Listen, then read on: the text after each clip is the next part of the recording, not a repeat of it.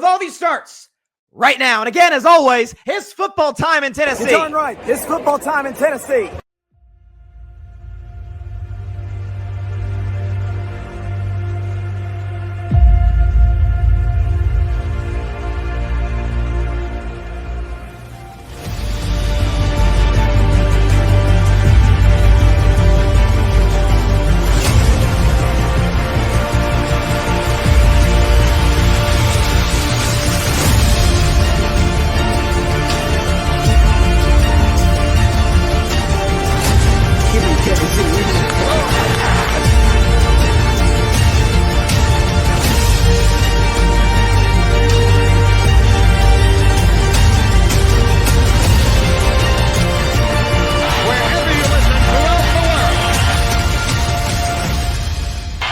Football time in Tennessee.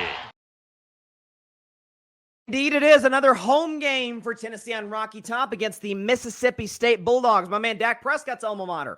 Tennessee is a 24.5-point favorite in this game, and for good reason. So lots happened in college football this week. I didn't even get a chance because we didn't do a show on Wednesday due to scheduling conflicts. We didn't get a chance to talk about the college football playoff poll. Yeah, you had the big poll that decided who the president's going to be. And then there was the other poll that's like, who's going to the playoff? Now, of course, we're going to have more college football playoff polls to come in the coming month or so. And then the big one, of course, is going to come after the conference championship games. But Tennessee is in the college football playoff poll where they are in the AP poll, which is 7th, which I think is totally fair. I would have put in Tennessee above the rankings right now. If we have the college football rankings, see if we pull this up here. Do I think Tennessee should be above Penn State? Yeah, I do. I mean, Penn State's toughest game was against Ohio State, and they lost and did not play well. Tennessee's toughest game thus far until Georgia next week was Alabama, and they won. Sure, Tennessee has a worse loss than Penn State, but they've also played a significantly more difficult strength of schedule than the Nittany Lions. Nonetheless, 6-7, tomato, you got that ground to make up, and I think Tennessee can do that. But last week against Kentucky, and even the week before against Alabama, week before that against Florida, Tennessee's had a real problem. And even before that, actually, against Arkansas, Tennessee's had a real problem with generating offense in the first half of games. If you look at the last month or so, against Arkansas, which is Tennessee's only loss of the season, Tennessee shut out in the first half. Against the Florida Gators for Tennessee, shut out in the first half. Against Alabama, shut out in the first half. And against Kentucky, Tennessee scored 7 in the first half. So I guess, hey, baby steps. You go shut out 3 times, score a touchdown. Now, do I think they're going to shut out in the first half by the 2-7 Mississippi State Bulldogs, whose best wins come against Eastern Kentucky? I think it was Eastern Kentucky and UMass. And no, I do not see that coming. And I do think Tennessee, for the record, is going to win by a lot. They'll cover the whole shebang. But in games like this, sure, it's SEC competition, but you're significantly better than Mississippi State. That goes without saying. I want to see a momentum built with Tennessee's offense, because a lot of this issue, folks, has been self-inflicted wounds. And I talked about this for Tennessee before the game against Kentucky coming out of the bye week. My thing is, okay, the running game is working. Dylan Sampson, shout out Dylan Sampson, by the way, because of the help of his offensive line and Nico Iamaleava, everybody pushed him in the end zone. Fourth quarter against Kentucky. My man Dylan Sampson breaks Tennessee's all-time single season rush touchdown record. Listen, the Heisman race is a 2-man race. Travis Hunter, Ashton Genty. Could Dylan be, is it fair to say, considered for a New York invite? At least get an invite. I mean, he's not in the class of those guys, but an invite. It's fair. The run game's great. The defense has been, unreal. Still, it is November 8th, 2024. They play tomorrow, November 9th. They have not given up 20 points this season. Haven't done it. Not even against Alabama. Not against anybody. Vols have not given up 20 points all season long. Do I think that'll continue against Mississippi State? But of course, I think it's going to continue against the, I'll call them the baby Bulldogs, because Tennessee plays the big Bulldogs next week in Georgia, in Athens.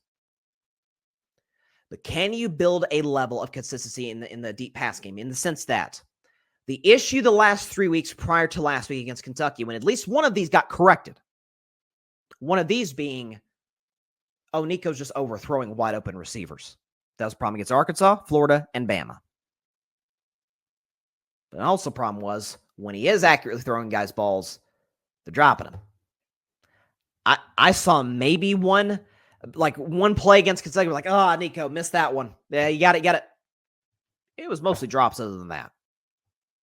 So for if Tennessee is going to be a matter of execution offense, being able to put something on tape for Georgia and Kirby Smart next week in what could be a season-defining game, certainly as it relates to going to Atlanta for the SEC title game, put yourself in the catbird seat to do that. Could you put something on tape for Kirby Smart to where he has to say, okay, their run game and short pass game is not the only way they can beat us. We have to respect them over the top. That's going to be key for Tennessee. And I have to imagine that Josh Heupel, the head coach of the Vols, is going to put together a game plan somewhat that resembles that. Now, maybe Heupel's going to say, hey, I'm going to hold back my best plays, as any smart coach would, for Georgia. I'm going to hold back the creative concepts for Georgia, like a team that Tennessee has not beaten since 2016. But I want to see a level of consistency from the deep passing game. I know what I'm getting from the defense. The best defense in college football, led by the one and the only James Pierce and Jermon McCoy as well. And Tim Banks doing an amazing job coaching that defense. Give him a blank check to stay in Tennessee, guys. But I need to see it from Nico, which in large part I kind of did against Kentucky. I was very impressed by Nico. No turnovers, very efficient. I need to see guys hauling these passes. So, shorter edition on the ball view, but did want to discuss that. Tennessee's going to win this game against Mississippi State by a final score of 49-13. 49-13, Vols win, put themselves in a position to continue to move up the ranks in the college football playoff rankings, depending on what happens ahead of them. If there's any crazy upsets, you never know. It's college football. It's what makes the sport great. And they'll be put in prime position to potentially go after the SEC crown, or at least get a spot in the SEC title game for the first time since 2007. By beating Georgia next week. And everybody in Knoxville and all Vols fans around America cannot wait for that one. Thanks so much for watching the show on YouTube, and be sure to go click that big red subscribe button and check out the other clips and full shows from Carving It Up Live, as well as our other incredible content creators here on the Grid Network.